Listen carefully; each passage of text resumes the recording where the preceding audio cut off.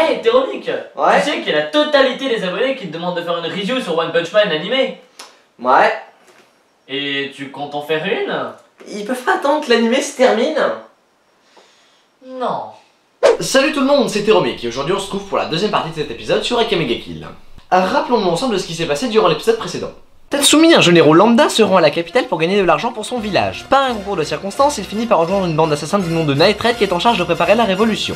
Après quelques péripéties incluant la mort de deux de ses compagnons, Tatsumi est capturé par Esdes, la grande générale de l'Empire, qui tombe amoureuse de lui. Celle-ci crée entre-temps les Jaeger, un groupe constitué de l'élite des guerriers impériaux qui a pour but d'anéantir Night Red et inclut Tatsumi dans l'équipe. Celui-ci réussit à s'échapper et à rejoindre la base de Night Red qui est malheureusement découverte la nuit juste après par un membre des Jaeger, le docteur Stylish. Ah oui, et lui il est coincé dans son cadre. Help me! Help me! Nigga! C'est donc avec la barre de suspense en mode Over 9000 que nous reprenons notre histoire. Et je vous conseille de bien vous accrocher à la culotte de votre petite sœur parce qu'aujourd'hui, une fois encore, on envoie du lourd.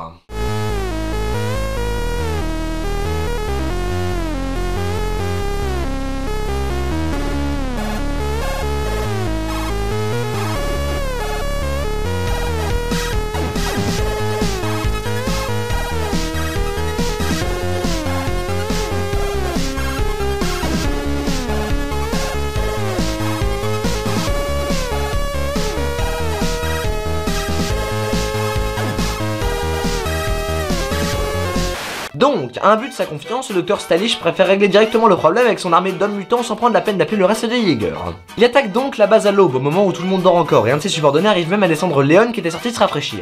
Ok d'accord, pas de problème, je vais me faire foutre. En même temps, Lubak et Akame se battent contre des gens bizarres à l'intérieur de la base. Tatsumi et Main affrontent un type qui a dû laisser sa modestie au fond des toilettes. Bagarre, bagarre et rebagarre. Entre temps, le docteur Stylish se rend compte qu'il a sous-estimé Night Red et s'apprête à utiliser une arme secrète quand une grosse Raimanta volante de la mort qui tue tellement c'est génial ce truc arrive sur le champ de bataille. Je veux ça!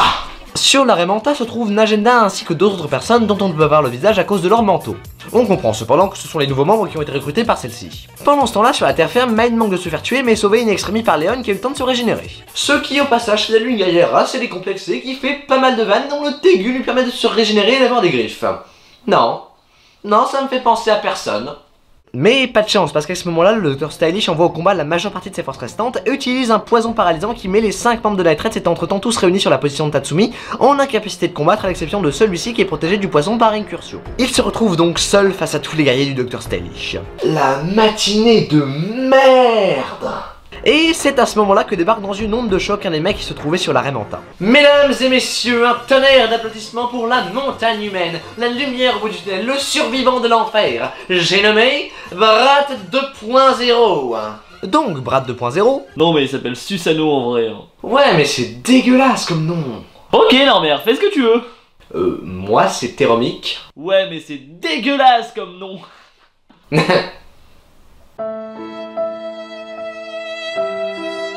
Donc, bague absorbante défonce littéralement tous les sbires du docteur Stylish en 2 temps 3 mouvements avec l'arme la plus badass du monde.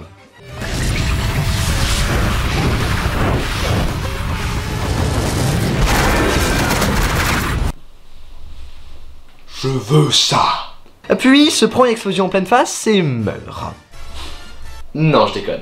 Sauf qu'en fait, non, parce que Susanoo est un tégu organique qui a le pouvoir de se régénérer tant qu'on n'a pas détruit son cœur. Pendant ce temps-là, Najenda localise l'endroit où se trouve le docteur Stylish et envoie Susanoo lui péter la gueule. Le docteur, comprenant qu'il n'a plus aucune chance de s'enfuir ni de battre Night Red, s'injecte une substance qui le transforme en immense golem organique. Bagarre, bagarre, bagarre. C'est quand même bizarre cette arme de dernier recours. Bagarre, bagarre, bagarre. Et pourquoi est-ce qu'il y a encore son corps d'origine sur la tête du golem? Ça se voit des kilomètres que c'est là qu'il faut frapper. Bagarre, bagarre, bagarre. Et puis dans ce cas, pourquoi est-ce qu'on voit pas ses jambes? Elles sont à l'intérieur? Ça veut dire qu'il a visionné qu'à moitié avec le golem.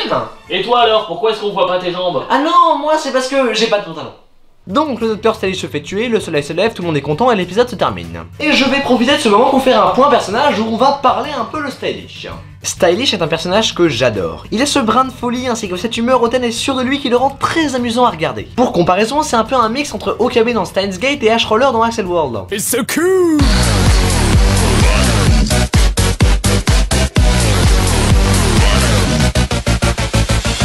Mais surtout, et c'est pourquoi je vous en parle aujourd'hui, il est doublé par Narita Ken. Narita Ken est un seiyuu pas très connu envers qui j'ai une grande sympathie, qui fait surtout des rôles très secondaires comme Jeremiah Goldwald dans Code Geass ou Gurumelok dans Sword Art Online. Et je trouve que ce type mérite bien plus de reconnaissance tellement il se donne à fond dans ses rôles. Bref, on retrouve nos héros accompagnés de leurs deux nouveaux membres sur la Raimanta de la chef qui se dirigent vers les montagnes pour se trouver une nouvelle planque. Espérons juste qu'elle sera un peu moins cramée que la précédente.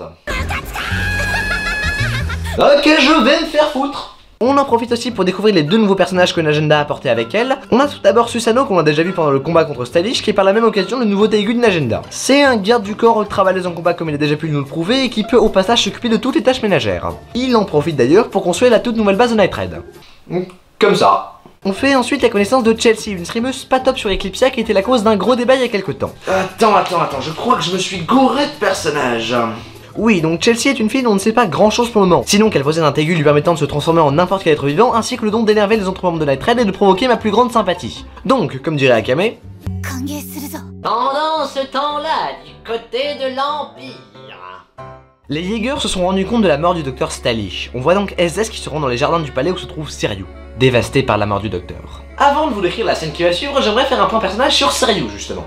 Seiryu est une jeune fille enthousiaste et gentille avec un sens très prononcé de la justice. De sa justice. Elle a perdu ses parents et a été recueillie par un général de l'Empire du nom d'Ogre qui l'a entraînée et présentée au docteur Stylish, qui lui a par la suite fait des modifications corporelles pour lui implanter des armes dans le corps. Elle reçoit ensuite Koro, un Teigu organique en forme de chien qui va de pair avec ses équipements et rejoint finalement les Jaegers suite à l'appel d'SDS. Elle a beaucoup souffert tout au long de son parcours, mais elle a enduré tout ça en se disant qu'avec cette force nouvelle, elle pourrait enfin faire régner l'ordre et la justice. Mais ce que je vous ai volontairement pas dit, c'est que vers le début de l'anime, Tatsumi tue Ogre pendant une de ses missions.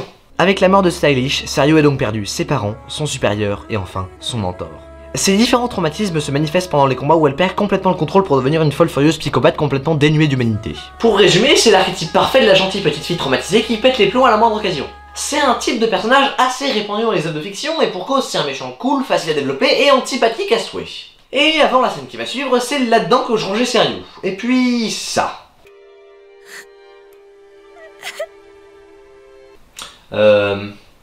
Est-ce que je viens d'éprouver une profonde empathie pour un personnage normalement du mauvais côté? J'imagine que vous avez plus ou moins compris là où je voulais en venir, donc je vais m'arrêter là pour cette scène et on reparlerai plus tard dans la conclusion après la fin de l'histoire. Donc, après ce moment des plus émouvants et perturbants en tant que spectateur, on arrive à une suite d'événements cool à regarder mais très chiant à raconter. On en profite pour développer quelque peu les personnages, Night Raid se rend dans une nouvelle planque.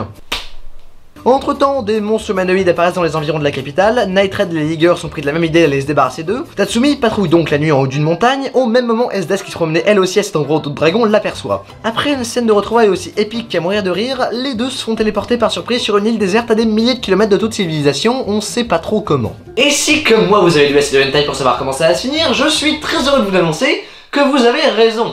Mais Tatsumi, en bon puritain qu'il est, refuse catégoriquement les avances d'SDS. Oh le con! Quel con putain! Cela nous permet d'en apprendre tout de même un peu plus sur le passé et les motivations de celle-ci. Comme je vous l'ai déjà dit, je reparlerai un peu plus en détail du personnage d'SDS dans la conclusion, donc pour l'instant je vais taire cette partie. Dites-vous juste que le Teigu d'SDS qui lui permet de contrôler la glace est le sang d'une bête ultra puissante qu'il a bu il y a quelques années. Et qu'après cette conversation, Tatsumi se rend compte qu'il est impossible de faire entendre raison à SDS pour qu'elle trahisse l'Empire. Finalement, il trouve un moyen de rentrer chez eux et Tatsumi arrive à s'enfuir en sachant que la prochaine fois qu'il verra SDS, ce sera en tant qu'ennemi. Dans l'épisode suivant qui au passage nous offre un tout nouvel opening des plus grandioses,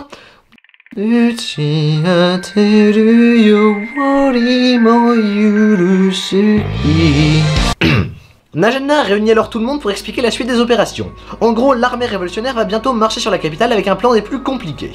Bon, pour faire simple, Night Raid bute un dirigeant religieux corrompu pour créer une révolte qui profitera à l'armée révolutionnaire. Puis, l'Empire devrait envoyer la garde royale pour stopper le soulèvement, ce qui laisse le palais et donc le ministre sans défense, donnant l'occasion à Night Raid de le descendre. On assiste donc à la préparation des membres de Night Raid parallèlement à ceux des Jaegers sur une voix off qui pète la classe. Nous en sommes maintenant à la fin du premier acte de l'anime. On commence à connaître à peu près tous les personnages importants et la bataille finale approche à grands pas. Les deux membres manquants de Night Raid ont été remplacés par deux personnages pour le moins des plus intéressants, les remettant sur le pied d'égalité avec les Jaegers.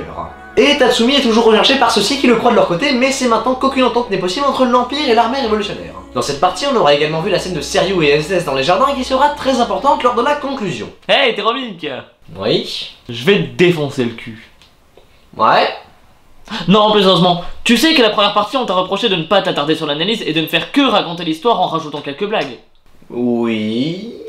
Et donc il va se faire foutre le public. Ben, pas exactement. Comme vous avez pu le voir avec cet épisode, j'essaie de faire quelque chose de différent d'habitude, de sortir des sentiers que j'ai parcourus jusqu'à maintenant. Mais dans tous les cas, rassurez-vous, qui dit beaucoup d'histoire dit beaucoup d'analyse. C'est pourquoi je l'annonce, la conclusion sera énorme. Enfin, pour finir, j'aimerais vous lire un petit passage tiré de l'anime qui annonce parfaitement bien la suite. Tout comme les humains périssent lentement, les royaumes peuvent également s'effondrer. Ceux qui cherchent la naissance d'un nouveau royaume et ceux qui défendent l'ancien, chacun avec leurs principes, idéologies et buts, et à cause de leur inévitable destinée, se rapprochent de leur affrontement. S'équipant d'armes mortelles, transportant dans leur cœur toute leur détermination, s'approchent pas à pas de l'ultime bataille. Donc en un mot, ça veut dire quoi? Ça va déchirer!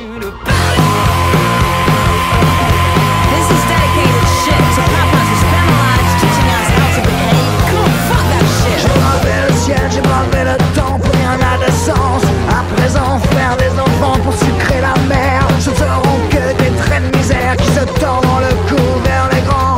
À l'arrière en nous regardant, car l'arrière est un passé vers l'avant. It's so cool.